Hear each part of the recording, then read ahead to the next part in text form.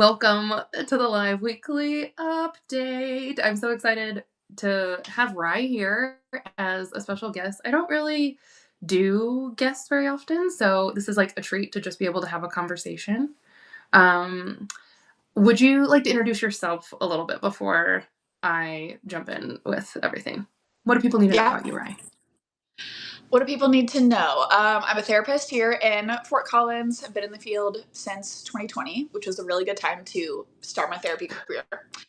A little bit about me. Grew up in the Midwest, grew up in a pretty religious environment, even though where do I land now?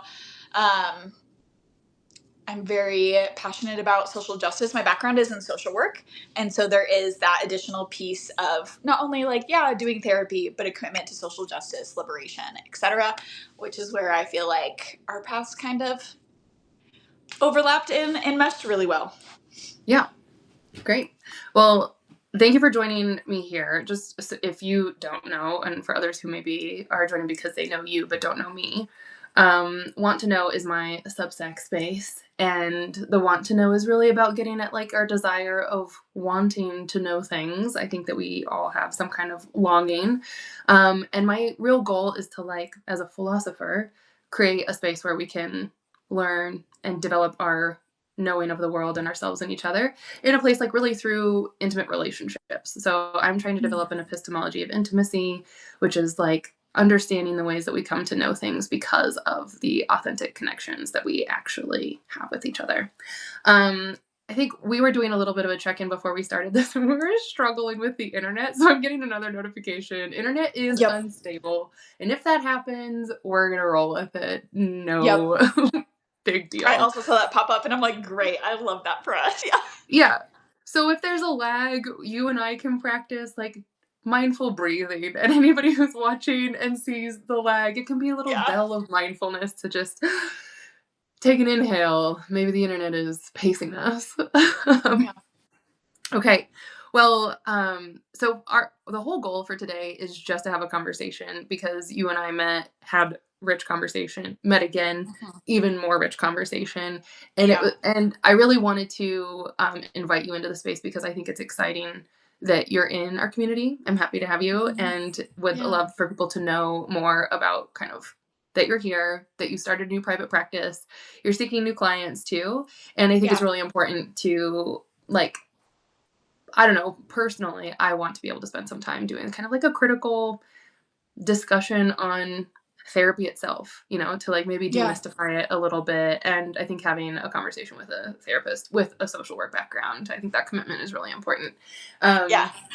Could be helpful. So let's start a little bit with where we met, and then we can get into the conversation about therapy and into the depths of it.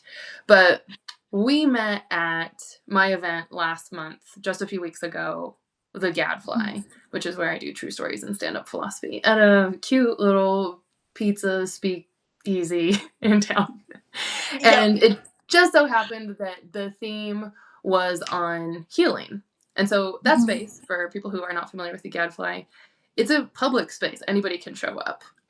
So you don't really know who's going to be in the room. And that particular night went very much about prompts and dialogue and small group conversations around these topics of healing. I would love to know your reactions because that was what got us connected. So if there's anything that came from that you're that was interesting because it was in a public space and we're having conversations that people don't usually have, or just impressions for how we met, if that's relevant for you right now. Well, I mean, going into it, we literally had no idea what stand-up philosophy was. And when we started, it was just like us. And so it's we're literally just about to have a one-on-one conversation with a philosopher for the next hour. Okay, what's going to happen? But just our initial meeting, I love being in those spaces where we can have hard conversations. And sometimes I'll have that with my background being in therapy when I'm collaborating with other people, especially other social workers. We can get into systems approaches and what's all impacting the client or the space or whatever. But you don't have that in a lot of other places, or a lot of people aren't willing to go there. And so my partner and I were really drawn to showing up and doing that because we love that type of discourse. I love having those conversations. I've joked with Cori before that I don't go there on my own. So I need the prompting and the engagement, but once the prompting is there, I love being a part of that conversation. So honestly, it was a really cool experience just to connect with other people in the community where like all opinions were welcome and all different perspectives on, okay, what is healing? How does that relate to learning? Obviously, the intersectionality between what you were presenting and like the work that I do. Venn diagram was a circle.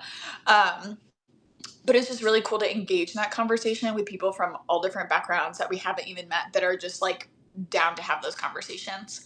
I remember leaving and I like joked, I'm like, that was church. Like Mm. that was that type of like deep community connecting with one another, that like just interconnectedness. Like I really felt that. Um, and I think our personalities are very, very similar. And so I really loved just how you facilitate the go with the flow of we're just going to see what sticks. Like that just really resonates with me because it's not as like structured and formal, because then it can feel more and more like academic. So I Mhm. love that it was like very approachable, very kind of go with the flow. Um, and then my wheels started turning of like, okay, you're doing really cool community collaborative work. I've done parts of that in different spaces, but I don't really have a space like that now. There's a big overlap. How can we work together and collaborate? And so my wheels were really turning at the end of it. And that kind of led to like, okay, like let's meet up again, kind of led to something like this of like, Yeah. what can we do together and how can we be like collaborative forces in the work that we're both doing? So I have a little sneaking suspicion that you said, and I hadn't heard you say that, I don't think, that like leaving the Gadfly felt like church. Yeah. And I'm curious about that because maybe this will be like a four-part um, context of like these relationships. One, I think that there's a lot of church that people long for, which is the consistent community gathering, having something to really think about, a way to ground yourself in certain values, to like inform your life. And you have people surrounded and you're sort of led through some sort of like resource or text or whatever. So there's something Yeah. grounding it. Um, in a less, I don't even know. I'm not going to put a value on it, but another way that people have described some of my work is that like I'm like a cult leader, and I don't love that. But some people, we could like think about cults and the way that people get drawn to it, which is similarly like there's some sense of like Yeah. identification with, and there's a message, and then Mm-hmm. there's like people around it, and maybe in all of that is a through line of like purpose or meaning that people can Yeah. really like attach themselves to. The other two parts of this little square that I'm drawing in my mind are actually about public philosophy, what I really think I'm doing, and Yeah. therapy. And so, if we're to Mm-hmm. focus on therapy and the philosophy piece, I think what's really intriguing to me is that I pay attention to conversations with strangers because I do end up talking to a lot of people in a pretty deep kind of way. Yeah. And there's, I think, now a sort of like cultural conditioning that we've done where people are like, oh, that's not a conversation I should have with you. That's something I should have with a therapist. And so there are certain ways of engaging or thinking or processing around important Mm-hmm. topics that Yeah. matter to us that sort of Mm-hmm. get like sequestered into the private space of therapy. And the last corner of this is like philosophy, that I feel like there's a lot of rich, incredibly important, valuable learning that can happen through engaging in philosophical practice. Mm-hmm. But that also gets sort of tucked away and isolated in academic spaces, or most people don't have like a philosopher just hanging around that they want to talk to or can talk to as well. So I Right. think there's this interesting confluence. Maybe we'll get to religion and maybe we'll drop out the cult stuff, but at least this convergence of like philosophy Mm-hmm. and therapy and whatever might be happening in those spaces, bringing it into the public sphere where people can actually Mm-hmm. engage with others so that it's not, you have to be certain kinds of like, I don't know, ivory towers or gatekeeping. There's access questions, there's authority, there's power dynamics, there's all sorts of stuff that like complicates this. But I think the heart of the matter is like, I really believe people just need a place to engage more deeply about stuff that we care about that really matters Yeah. to us. And all of this is about skill building and culture building, like our capacity and our relationships to hold that for one another. What are your thoughts? I think there's, when we come to having hard conversations of like, oh, hey, dear friend, like I'm going through this thing, and they're like, you should see a therapist about that. Like, there's pros and cons to that sentiment, because that hints at the idea that things outside of the therapy space can't be therapeutic. And that is not true. Um, there are so many things that can be therapeutic, that can be helpful in the healing process, that aren't necessarily your quote unquote therapy sitting on the couch talking to me, for example. Like people will joke that like, oh, the gym's my therapy. Gym is therapeutic. Mm-hmm. It is not necessarily therapy, but it is a part of that healing process. And I think we do a really big disservice when we write off those types of deep conversations, or coping skill like eating healthy and going to the gym or going for a walk or whatever, as like, well, that's not like real therapy. Like that's not helping you. You're not in therapy. Like, no, it's still therapeutic and a part of the process. And I think so much of like the overlap between both of our fields is just therapeutic. Sure, mine technically has the label of like, this is therapy because I'm a qualified mental health professional and I have a degree and a license and like whatever. But things are still therapeutic. And I think oftentimes when we throw out the, you should see a therapist on it about this, it's a way to avoid those hard conversations. It's a way to get out of the accountability or the repair work that needs to be done by putting that onto a professional instead of engaging in the hard conversation of like, sure, you can see a therapist about it. And also it's my responsibility as a peer and as a collaborator in your life or whatever to have those hard conversations and not just deflect to like, oh, you're having a hard time with that, you should see someone about that. Instead of like me owning my BS in it and working like through that together. Yeah. Okay, we're gonna hold some contradictions now. Or maybe tensions. Maybe not contradictions. Let's hold some tensions. Because tensions are great. Yeah, for one, not a tension. Depending on who you're talking to, me, I come from a like understanding that the history of even ancient Western philosophy, there are plenty of other philosophies, but even ancient Western philosophy, like old, called it the therapy of the soul, or like the therapy of desire. So like therapy is not so far off from actually like philosophical practice. It's maybe we need to wonder like what are we therapizing? What do we mean by therapy in the first part? And maybe that is like healing a wound, or it's I don't know, fortifying the wholeness of ourselves so that we can live differently. Anyway, there's the tension that I want to talk about is that maybe what we're getting at is that I want people to have sort of the critical, reflective, disciplined skills of being able to think and engage with each other in a more public, everyday kind of way. And I think it would be lovely if more people in our everyday lives also had the skills and capacities to like listen and process and reflect, right? Yeah. So the tension then is, but is there something very importantly distinct about therapy with a therapist or philosophy with a philosopher, rather than just philosophizing or processing in, like a shoot the shit kind of way with your peers? Yeah, so like peer-to-peer, let's say processing or venting about a situation versus doing it with a therapist. The distinction that I would make is that one, therapists are true neutral third parties. Like, we do not have any stake in the game. Therefore, our biases in the situation are going to be much lower. So you're going to get more of a like unbiased. Now, we all have biases, and that's going to show up, and we need to make sure we're checking that. But it's someone who has an intentional, like, I am unbiased in this situation because I literally don't know all the parties. And there is no ulterior motive for a therapist to show up in a certain way in that dialogue. Because the therapist's whole purpose is to support you in the process versus processing for a friend. Both parties are involved. There's deeper emotional connection. How I might show up and give advice as a friend could be self-seeking. I might be hesitant to say something because then I might lose a friend, or the friend might be upset with me, or like the nuances of relationship are more complicated in the friend sphere versus they're more simple, if you will, in the therapeutic Mhm. realm, because I don't have a ulterior motive, or I shouldn't. I should make sure that I don't coming into that space. So both things are helpful, and both conversations can look similar. Let's say if you're venting about the frustrating situation from the weekend, but what's different is I might not have the fear or the relational Mhm. um, tension to like not call you out on something. That might not be present because I have no stakes in the game.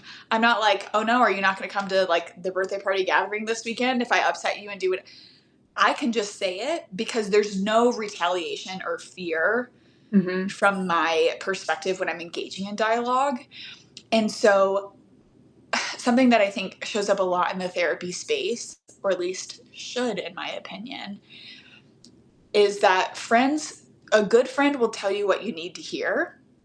Some friends will not tell you that, how you've overstepped or how that wasn't a cool move or whatever.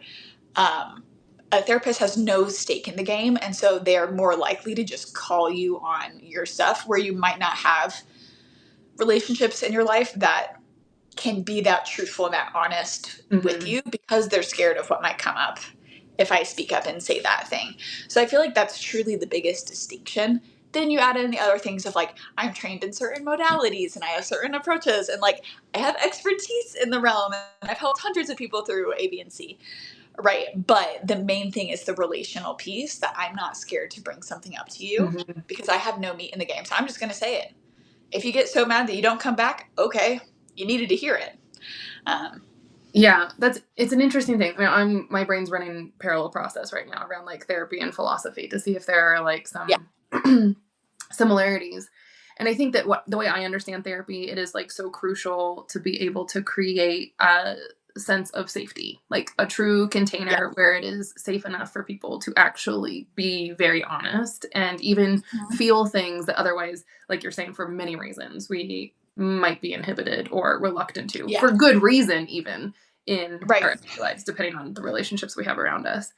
I'm for trying to think sure. about that with like philosophy of I actually do think it's true that a lot of people are afraid in a way to go deep and really Yeah, think about some of the core truths of our lives. yeah, Maybe, the like famous existential crisis, like once you realize like, oh shit, I actually am responsible for this, or like maybe some, or just the meaning, like what is the point of yeah, all of this? Like there's all sorts of things that can make people feel really unsafe from a mhm, philosophical perspective. And I would like to say that I do think it's important to know that there's like training and discipline and practice that comes in being an actual philosopher versus just yeah, someone who thinks a lot, or maybe someone who feels a lot and talks a lot about yeah, it, with their peers. But I can we dig into this a little bit yeah. more? Because I'm going to tell you right now, I'm sort of like wildly fixated on this new movie that's out, Teenage Sex and Death at Camp Miasma. Are you familiar with this? No. Okay, well, queer horror plug for a movie for everybody to see. I'm so excited to see it. But the reason Mhm, why I'm bringing it up is because I recently saw something from like the director's point of view saying that what is really important about like even sort of the exploration happening in the movie is that we still need to establish a sense of safety to explore very terrifying things.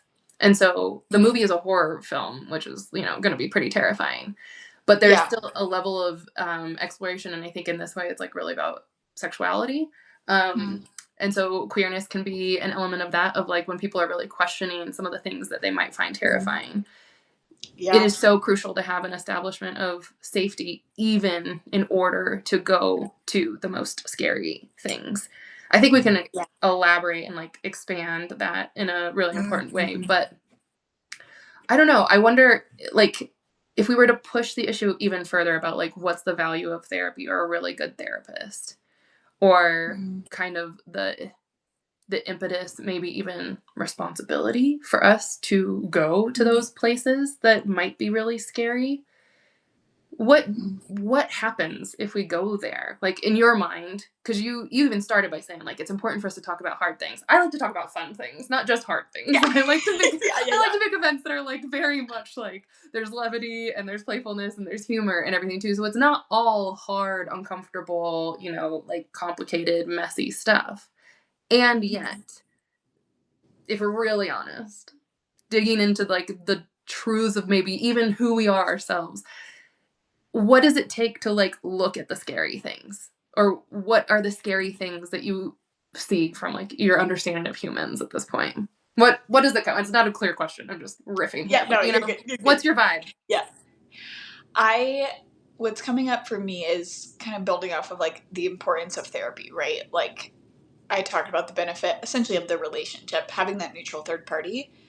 But when we're getting into the fear and the scary stuff, like whatever's down there, I don't want to go there or know about it or whatever. So much of us, our ability who have gone there and who have done those things, oftentimes there has to be a relationship that is safe to help us go there. Mm-hmm. Like, you need the initial safety in order to go there, and having the courage in that like relationship with someone, whoever that is, to explore those deeper parts. So I would argue that like therapy can simply come down to like we need a safe relationship in order to do the hard work. Like without Mm-hmm. safety and without trust, you can't go there. You can't go there with community, you can't go there with peers, you can't go there with partners if there isn't first safety. Um, Even though I'm not a trained like trauma therapist, but one of the like core tenets of like doing trauma therapy work is that safety has to first be established. Safety and trust have to be established first. We can't just like session one be like, so we're getting into this like really awful thing that happened from your past. You can't do that. That's harmful and it causes harm. And so like before any of us are able to do and face whatever the scary stuff is that's underneath all of that, we need to have a relationship that is safe. Um, you can argue that that can be done with a higher power, or with a physical person or a sense of safety in community. It might not be just one specific person, but that's like a very needed thing in order to do that deeper work. And then when it comes to doing the deeper work and what's scary and what's beneficial about that, um, there's a quote that I would totally butcher, but the premise is that essentially once we're able to like be non-judgmental and go there, then we actually open the true realm of like what is empathy. Like we open this whole new can of worms with empathy once we're able to go there for ourselves. So it's important for our own healing. You can then extrapolate it to healed people heal people. Mm-hmm. Kind of thing, and taking it further. But like the theme of safety is coming up for me, and the like empowerment or freedom that comes from going there and wrestling through whatever the deep dark whatever the stuff is.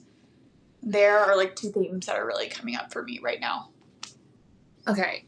I've got like 5 different offshoots. Okay. It's busy up in here. But one thing that is standing out for me that I think is important to note is that, like, in some ways, for so many people, having any safe relationship could itself be therapeutic. Like, the experience of 100%. safety at all, 100%. because so many people are not safe. So I do want to also acknowledge, like, that in this conversation, I mean, we could readily point to like the privilege of access and resources and time and everything to even be able to like experience a safe relationship through therapeutic practice with a trained professional. Like, not everybody has access to that. But so many people just don't even have access to literal safety. And so I think I want to be really clear that, like, when we're talking about safety, there's a certain like of like psychosocial, emotional, relational safety that we're talking about. Yeah. And the privilege of that when really the world is so unsafe for so many people. So in that way, having even the experience of safety is itself like huge. Yes. That Yeah. could be like a baseline goal for like a more liberated world, is like everybody is safe. Yes. Very Yeah. simply put, like that would be what liberation looks like. Baseline. Mhm. Everyone is safe. Mhm. Yes. Okay, but then my philosopher brain kicked in, and I was like, "Ooh, all that stuff about safety and trust and everything, and like we need that established before we can go to the dark, complicated stuff." Yeah. I'm thinking about like talking about white supremacy with a lot of like people who are not people of color, Yeah. and how frequently that activates people's defenses and gets people all worked Mm. up. And there's a part of me that really wants to resist being like, let me establish safety with you so that you can address, like, actually look at white supremacy and the way that it Yeah. functions in the world, right? So Sure. there's a little bit of like coddling and, centering whiteness or white people's feelings and comfort and all that stuff that comes in here. So maybe we're surfacing another kind of tension that is like, Mm. yes, it's relational, but what about the question of like, what do we need to establish in ourselves in order to be able to go there? So that instead of being so dependent on other people, like creating that, because from my point of view, that's exhausting. And sometimes it's like, Yeah. we're divergent now. We're not talking therapy. We're talking, I'm thinking philosophy, right? Yeah. Or like Yeah. theory. But I understand that to be a practice of so many people who are like not really willing to do the work because they're so preoccupied with like needing to feel comfortable and have a very friendly, warm person to gently hold their hand and guide them through a deeper, more critical understanding of like whiteness. And they expect that to feel like I'm just listening and learning instead of really doing the deep work of like looking hard at themselves and Mm. understanding the reality of something that is so much bigger than just one person. So, anyway, all that to say, I wonder if there's a interesting overlap or something to dig into here about like, well, what does it take to become a person who is like, can you actually like want to know those things? Whether it's the Mm. stuff deep in us or it's the stuff that's like deep and ugly in social political realities that we're Mm. all like having to hold the burden and navigate through. Does that make sense? Yeah. Yeah. Yeah. It does. I think when you're talking about like, yeah, the job of me outside of it literally being my job, but the job of like I have to be that safe space so that other people can do the hard work. That is a lot of pressure. And that is exhausting work and is often put on the people who are actually being oppressed to Mm-hmm. be the ones to then create safety. But like for the oppressors that they can do the work and like they're already oppressed. Like they don't need who has the responsibility to Mm-hmm. like create said safety and things like that. So wanted to name that it is often unfairly put on marginalized communities and those who are oppressed to then create safety for their oppressors. And that's a weird like psychological thing that's really, really messy and exhausting. Um, but I think there's a difference between, let's say, me and my role of being a therapist. Yeah, my job is to be safe, but holding space for someone doesn't mean that I'm like coddling.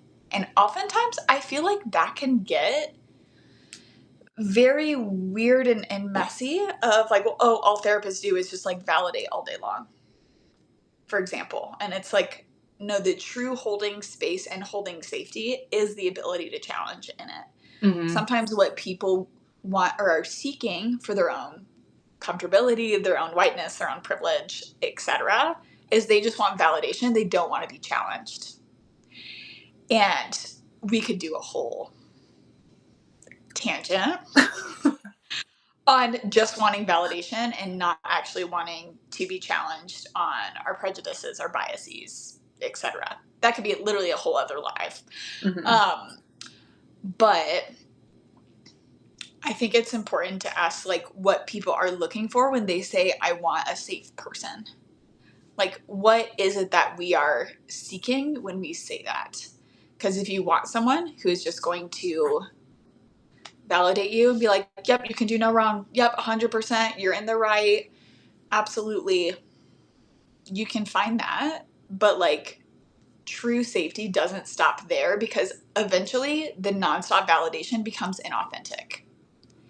And we're not actually having dialogue and discussion and the ability to push the needle forward, whatever that looks like. So a big thing is like, what are you looking for when in terms of doing the work? Mm-hmm. Because if you're looking for validation and I validate and then also challenge, you're going to get defensive. Mhm. And push back. And, well, why did you say it like that? You know my intention behind A, B, and C.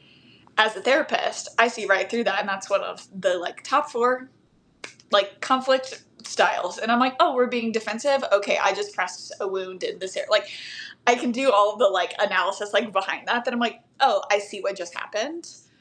Um, Again, I think that goes to the important job of therapists and people who are doing therapeutic work, whatever that looks like, is we have signed up or agreed to like hold that capacity so that others don't have to. Mhm.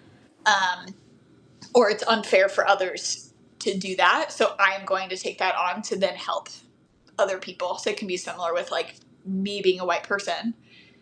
I can hold that space for them so you don't have to as a black woman. Like let me hold that to then relieve pressure over here. Like the whole point is like relieving pressure in all these different places so that we can collectively heal, and there's not as much of an imbalance on who's in charge of being the safe person. Like that's also part of my role, is to even that balance out.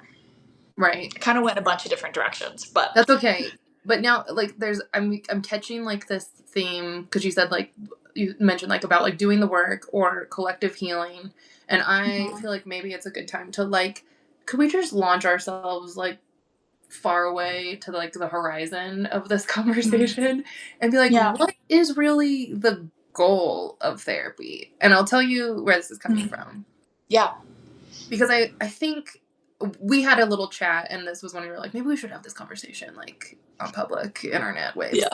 Um, but there was something that was coming up around like the individual emphasis of therapy as like an individual project, healing the Hmm. individual, but that being Yeah. actually more situated in a far larger context of the collective. And like maybe instead of us thinking like individuals need to heal because we're all wounded, damaged, broken souls, the world hurt us and everybody in it or something. Instead of it being like heal yourself as an individual, I'm trying to think about like maybe does it often get communicated or does this inform your practice of like we focus on the individual because it's a much larger collective project. I haven't really heard many therapists say that. I hear more of like I do what I can in this small capacity of working one-on-one with individuals because that's what I can do. But Mm.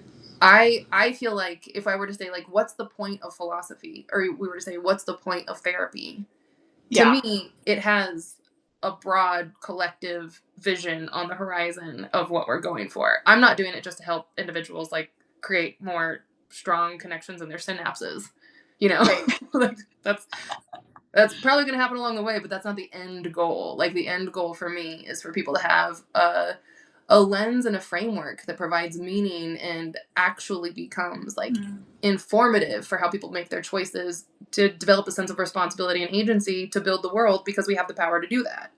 And I want that to be so Right. coherent, so fluent, so much like the operating like background framework for why we're living and how we're living that people can then move Mm. differently. But I wonder like Yeah. if people even go into therapy. Let me add this one last thing. Okay. Where this is coming from is like I remember having an explicit conversation with a therapist, like, what are we doing here? And I wonder if a lot of people Yeah. could really benefit from like starting with that question of like, what is the point? Then we get like, how do you do therapy? Are we doing it well? But even like, what is the point of therapy? What do you think about Yeah. that? Okay. My mind's going in a couple of places. One, yes, it is inherently like collective. Um, some people do have the perspective, like you were saying, with like, well, I can only help the individual, and that's like where I can make change. So I'll start small. Um, for me, my decision to do more individual, like micro level work versus like meso macro, um, is that I am so drawn to the relational aspect of what I am doing every day. And that is very healing and powerful for me to witness and to be a part of. Um, but yeah, like it is individual focus of like the person sitting across from me. I want to the very therapy term, like, I want to hold space for them, really provide safety and unconditional support so that they can do the work that they need to do in their life. But it's rippled. One person changing, let's just say in a family, and impacts the entire family. It just does. One person going to therapy in a family system impacts the family. And that continues to make waves. We can talk about the generational impact of stopping cycles and doing healing, etc. But then also the notion, like hurt people, heal people, heal people. So even let's say I see five people a week. Okay. But the work that those 5 individuals are doing, that amplifies into greater community work, which I think is really important. There's a quote by very basic name, Michael Brown, who is a psychologist. Oh yeah, Michael Brown. I feel like I went to high Oh yeah, you school know with Michael him. Brown. I know Michael Brown. But he has a quote, very kind of paraphrased, but essentially his quote, which resonated with me the first time I read it, which is like the point of therapy isn't to get to feeling better, it's to get better at feeling. And I love that quote so much because that is the point. I think when we view therapy from a very late stage capitalist US culture mindset, it's I'm feeling a lot. Can you alleviate this? Mm-hmm.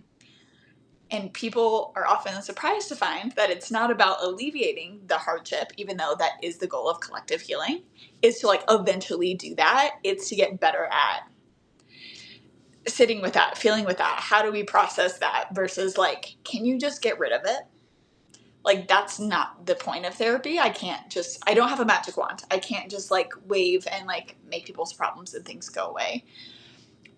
The very therapy term is distress tolerance, of increasing our ability to deal with uncomfortable situations. Very, very simply put. But in the process of getting more comfortable, or our capacity is growing to have hard conversations or whatever, our capacity is also growing to have the positive emotions too. Joy, compassion, empathy. So like the byproduct of getting better at dealing with the state of the world is that I also grow in my capacity to love and to hold space and to be empathetic and joyful, etc. So it's like we come into therapy to get better at dealing with the bad stuff. And in the process of getting better at doing that, we actually grow in our capacity to feel more positively about things, feel more hopeful, be able to help others hold that space, etc. And I think that's where that shift happens to like it actually becomes collective. Because our growing of capacity grows all of our capacity. It doesn't just grow our capacity with like dealing with anger. It grows our capacity to feel joy for longer periods of time. It grows our capacity to be hopeful and to dream, and to like all of that grows in the therapy space. You can't just grow with one emotion, you grow with all of them. So then it becomes a space where heal people. And I now have a bigger capacity to have the hard conversations, to have those repair kind of things, to hold a friend accountable and to say the hard thing that I'm really scared to say and to bring up, because my capacity has grown because I've worked on growing my capacity. Right. Yeah. To be very clear, let me make sure that I throw some like disclaimers out there. I do not think that therapy is not worthwhile. In terms of like focusing on the individual and having it be, I'm thinking like fractals. I'm thinking of like to transform the world, transform yourself. Those kinds of ideas of like, yes, the ripples emanate, of course. I just think it's really important to like add that nuance onto it so that people don't think that it becomes a sort of like navel gazing, self-indulgent. What gives philosophy a really bad reputation is when people think it's just like intellectual exercises of like self-indulgent navel gazing. Yeah. You're just thinking for the sake of thinking because this is what you get off on, instead of like actually having to be connected to the larger project of shaping the world so that everybody can thrive. So I hear you with that, like completely. Thank you for saying all of that. It's reminding me of I don't know if I'll be able to pull the exact thing that you said, but if I may say, at the Gadfly, when we were talking about healing, I think what was so like amazing about being in a room full of people, because it did eventually become more than just the three of us. It was more than just, yeah, a few of us. We had a really great conversation, just three of us. It No, was good. It was good, guys. People showed up. Okay. yeah, it was really fascinating. Like a lot of different people showed up in different ways, but Yeah. topically, what was really important for me in that experience, one, you phrased it the other day of like, you said you're making philosophy relational.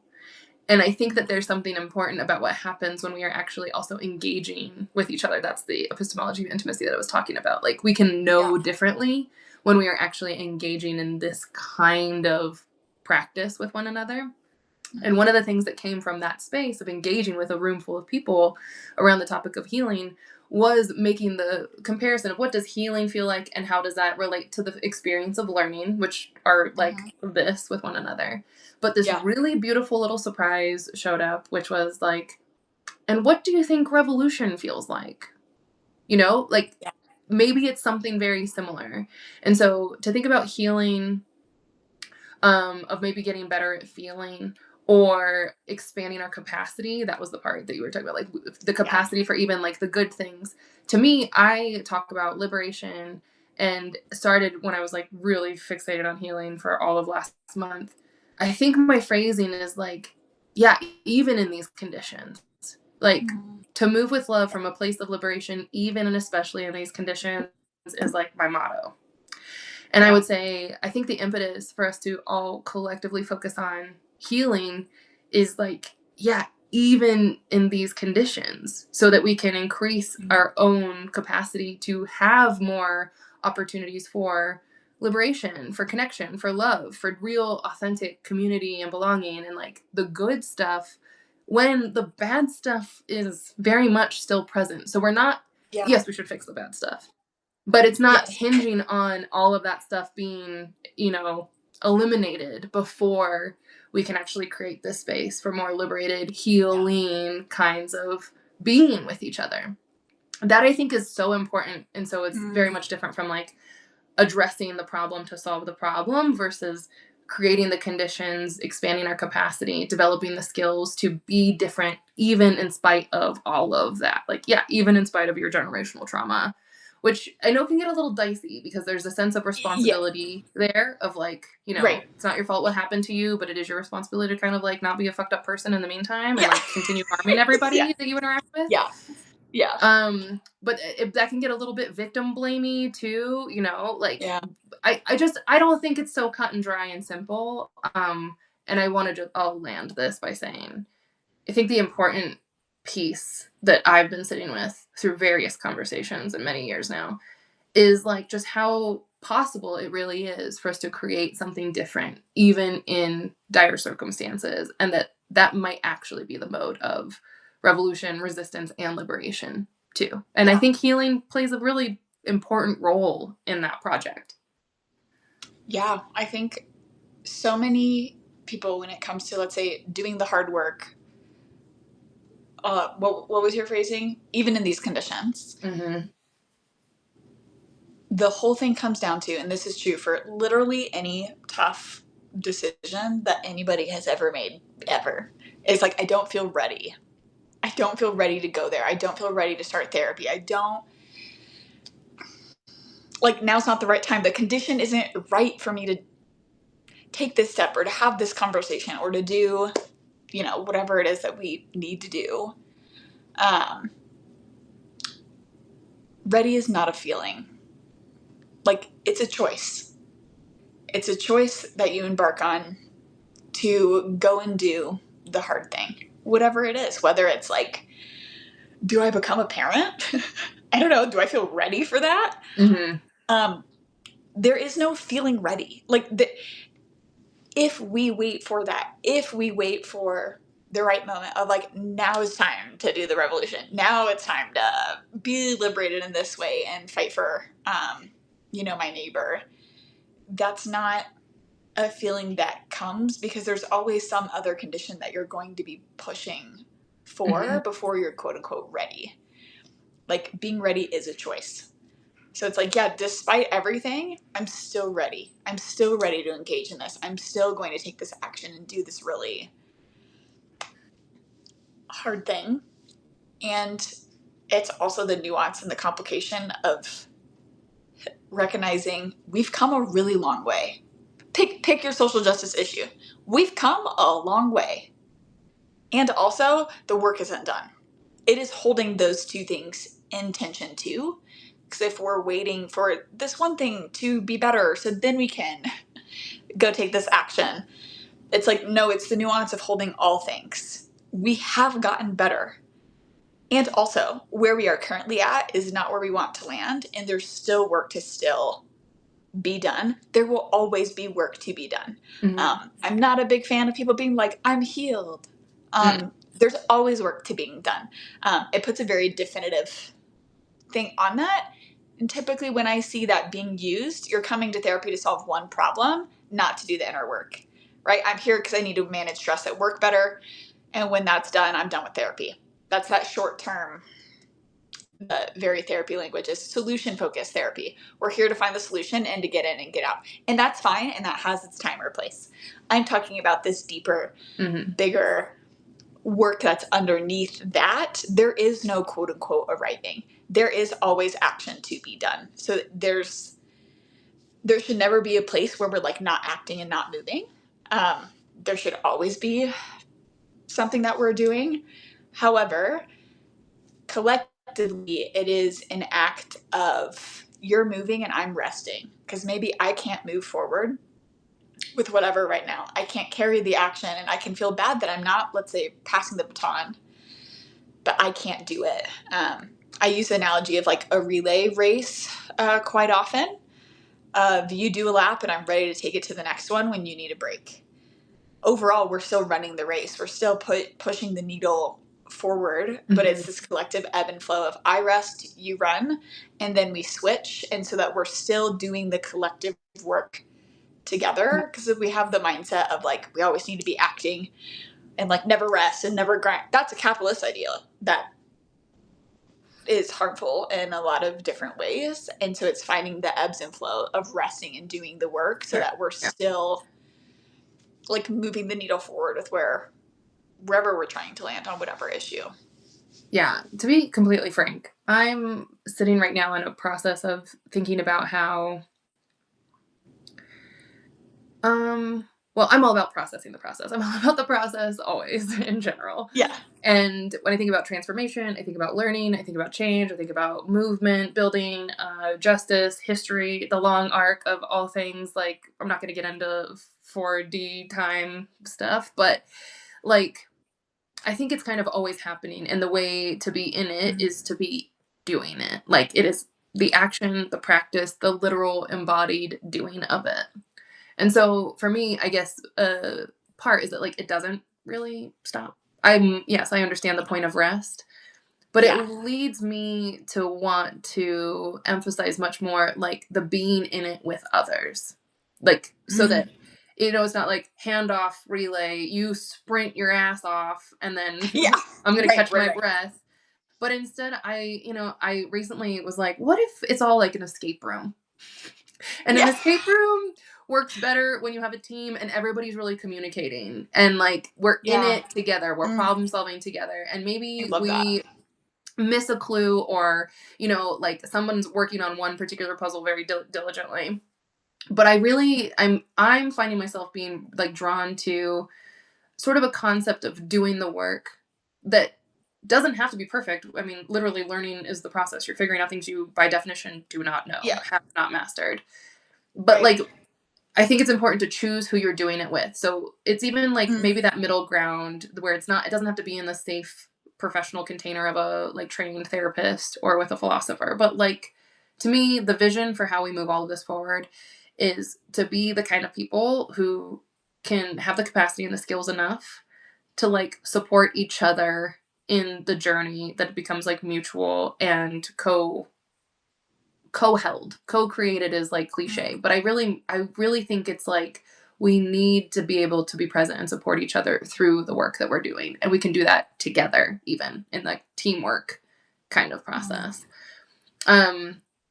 that to me feels like a real true anchoring in the relational quality of Yeah. healing or learning or change, that like we do it together.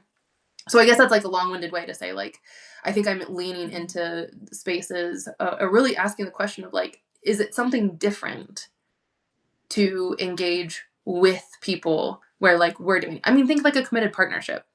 You, at the Sure. beginning of your relationship, you say, I vow to you, I promise. And then the two of you change wildly over decades. You know, Right. you're not the same people any longer. But being able to really stay with each other through that process, to me, is like a really good model Mm. of what it Yeah. looks like to be with each other in the work. It might be different what it looks like individually for each person, but there's something important about the Mhm. relationship that holds that. And that, I think, is something that we're really lacking culturally and socially, is the opportunity. That's why I do my spaces, like my public spaces, the Mhm. opportunity to meet people, and the practice to be able to have the skills to like, I don't even have to be knowing who you are in a committed relationship to be able to like kind of grapple with some of this stuff together. I think that when it comes Mhm. to like, I'm really on like a riff right now, but um as much as I'm all about intimacy and like deep knowing and all of that, I really also always couple that with like, we shouldn't have to know people deeply to still be able to support them. Like, that's your fucking neighbor, that's a stranger, right? Like, if we had a Yeah. more Yeah. liberated world, we would show up for people we truly know nothing about, and it wouldn't shift really how we respond in the moment. It's kind of calling bullshit on the idea of like, well, I didn't think it was a problem to be a homophobe until my niece told me she's gay, you know? Yeah. Like, well, why did it have to be personal for you before you started to care about it? Like, really, Yeah. I think that there's something there important about like becoming the kind of people who can hold that process with others and be really open to what that looks like and how to make that happen. I mean, I think that is the perfect tie back to like what we've been talking about this whole time. It goes back to the individual, like being able to do the work and hold the space that way you can do it for other people. But one of my like little therapy motto things is like change can happen when there's consistency and vulnerability. Mm-hmm. I don't need to know you to be consistent in my character and to be vulnerable towards you or to understand your vulnerabilities or whatever. Um, I think there's such a notion of like, yeah, we don't care about it until it's personal, oftentimes, unfortunately. And that's a really privileged place to come from, to not Mm-hmm. even have to care about it until it's in your family or in your friend group or at work or whatever, right? But I think if I am consistent in how I show up, even let's say you're running the race and I'm taking a break, I'm not walking off, throwing away my bib and being like, I'm done with the race. I'm still in the race. Mm-hmm. I'm still in it with you. You're doing mile 3. I'm doing a light jog or whatever to get over to mile 6 to take it from you from there. Like, I am still a teammate in the race. Like, this is still a collective. This is still a partnership, a community based thing. Like, we are in it together. And sometimes people who are running the race, we're not in it together. They're running it solo. And Right. that's fine. We could use more bodies.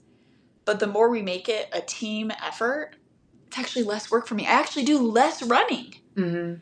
If I have 4 or 5 people doing the race with me, we're each doing, let's say, 3 miles. You have to do all 15 by yourself. I mean, you can.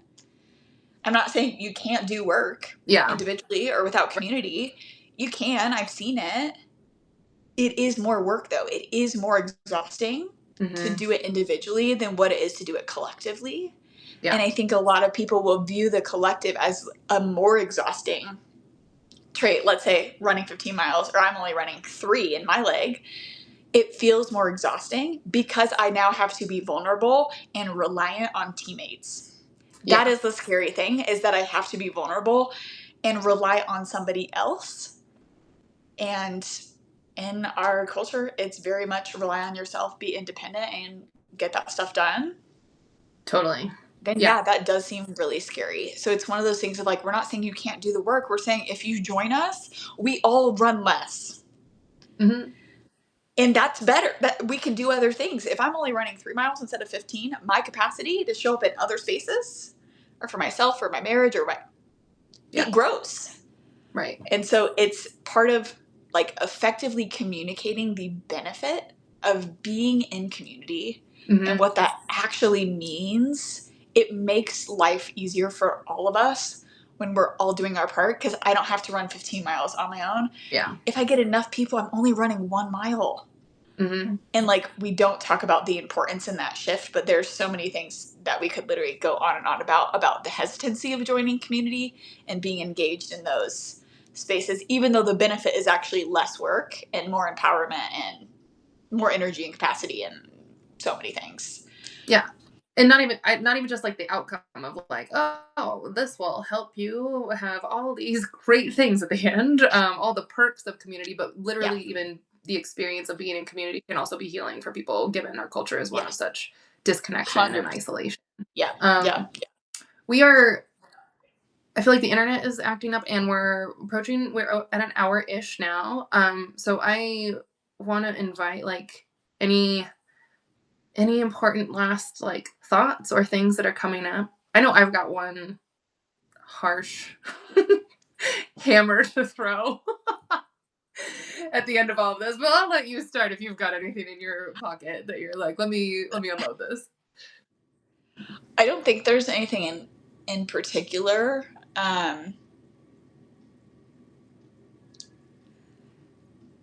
think I would encourage anyone who's wanting to do that collective work, but it's scary to be vulnerable in that way, starting with just working on yourself. Sometimes that's scarier. Whatever one is the less scary option, to Mm-hmm. start there, because that can build into the other. So if being community is less scary than being vulnerable with yourself and whatever is deep down in there, okay, then start with community. If it's less intimidating, start over here. Do that. Don't feel like you have to jump to the end goal. You can start wherever you're at with whatever this process like looks like. Um, and from there, your capacity will grow. If you do have those things like consistency and vulnerability, you will grow and change in ways Mm-hmm. that are really empowering and helpful to you, and will in turn be helpful to your community and to others, even if it's not a tangible, I did this one action at this rally and whatever. It can be in the small ways of having coffee with a friend and you said one comment and that literally rocked their world, and they're going to remember that. Um, Whatever that is. So start where there's the least resistance, um, whatever that looks like, because that's still a step forward, even if it feels like a baby step forward. Yeah. Nice. I think similar, this isn't my hammer that I wanted to end on, but to me, I'm thinking like therapeutic practice, philosophical practice. There's like a reason why we call it practice. And so I want to shout out to like one of Yeah. my favorite artists, Jamila Woods, and she has this song called Practice. And it's like, I think we need Mm. to like invite people to practice, which means it's not perfect. And Yep. it is developing muscles and skills, and like it's iterative, and you try and you figure it out. And it's like you have to be, I think we need to find people we can practice with, Yeah. and be someone that people can practice with, which means there's like room for grace and understanding, and like actually being honest about like where we're at in this process of learning and development. But the hammer that I wanted to really end on, which was like totally like too heavy handed, but I feel like it needs to be said that whether we're talking about philosophy or therapy, it is not escaping me that like I think all this hinges on like having a relationship to truth. And one Yeah. must be willing to face the truth. And that this is like a Mm. weird thing to end on. I mean, we probably should have started here, but like Well, I often say, I often say truth is a relationship, mm, and that is to call into question people's relationship with truth itself.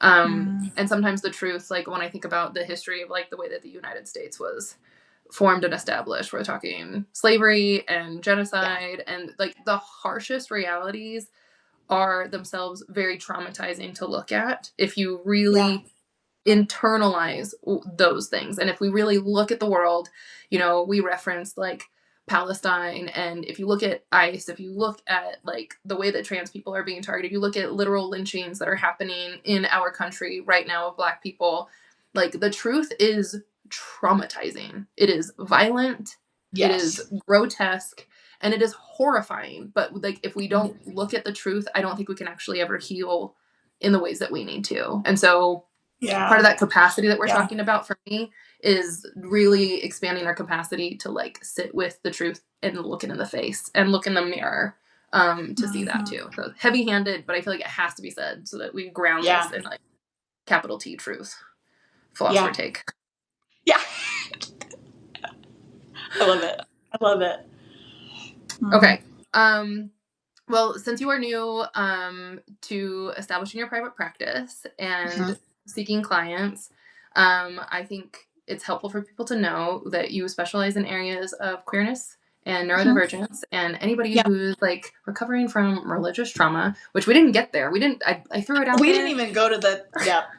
I threw it out there to see. We left the church and the cults to fend for themselves today. Yep. you know. That's okay. But is there anything else that you want to say for people who might be like wanting to establish a relationship with you, like how they can reach out to you, how they can find you, all that kind of stuff? Yeah, best way is through my website, which is thegroundedsoulfoco.com.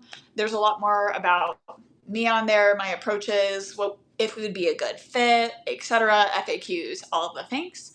And then if it's something where it's like, hey, let's chat, I offer a free 15-minute consultation to just be like, hey, this is me, this is you. What are we helping to accomplish, and would we be a good fit? So all that can be done. I have a contact form on that, and I'm typically pretty responsive. 24 to 48 hours we'll get something in, because I want to make sure that people who do the work of like searching out a therapist and actually filling out a contact form, like, bro, that's a courageous first step. That's a really hard thing, and I want to ease the process as soon as you've done that. So that's the best way to find me, get in contact with me, etc. But yeah, I have a really cute office. I have free like snacks and beverages. There's perks. Yeah. Very, very sweet. Well, right. Thank you for joining me. I am so pleased that we met just a few weeks Yeah, ago me and too. have been able to engage in such good conversations. I'm excited about like what other sort of overlaps and interesting dialogue could emerge from being able to bring our perspectives together. And I think that it's great to be community minded in spaces together. So I look forward to more of that. But thanks for being here with me just today. Yeah. Thanks so much for having me. It's been really fun. Yeah, yeah, yeah. Okay, I'll see you soon. Everybody follow Rye, and thanks for watching. I'll see you next week on the live weekly update. Okay, bye bye.